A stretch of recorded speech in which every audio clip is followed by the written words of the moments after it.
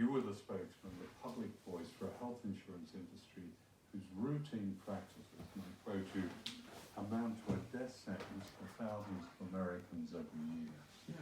That's an extraordinary statement. Could you talk a little bit It's about not that? extraordinary when you look at the reality of our healthcare system. That happens all the time. Every day, decisions are made by insurance company employees as to whether or not you will get some life-saving care. There was one case in particular.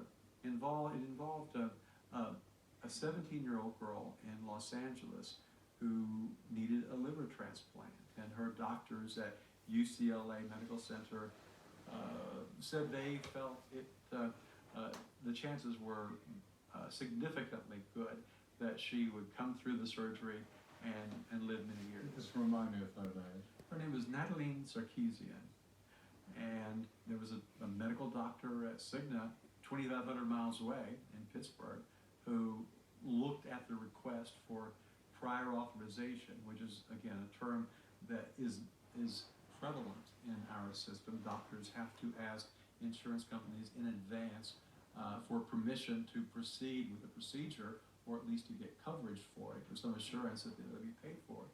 So that was what happened. The doctors who attended and were going to be doing the surgery asked Cigna, and the medical director said he didn't think it was medically appropriate for Natalie.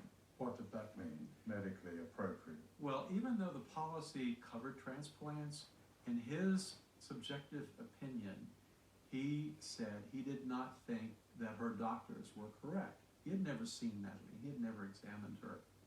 Keep in mind that a perfect match had been found, and the transplant had been scheduled, and the family came into the hospital on the morning that the transplant was to have been done, thinking that it would be done. But instead, one of the doctors took the family aside, took the parents aside, and said, "We're sorry, but we've not gotten clearance from Cigna." So the family decided they would try to make a big media case out of this. So what happened? It became very clear to the company that this was not a media story that was just going to go away quietly, as I was often able to make them go away. They, within an hour or so, convened, they being the CEO and the president of our healthcare division, the chief medical officer, and a few others, on a conference call, decided, well, maybe in this case we can make an exception. She was getting sicker by the day. Her other organs began to shut down, and she died about 5 hours after Cigna said it would pay for the transplant.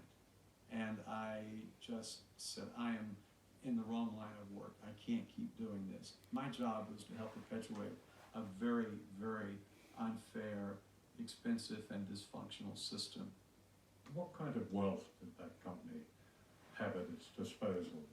There are a lot of executives close to the CEO level who make millions of dollars a year. Billions of dollars flow through these companies. They make billions of dollars in profits off of that revenue, partly to reward shareholders, or largely to reward shareholders. But a lot of money is skimmed off or made available to conduct PR campaigns and lobbying campaigns.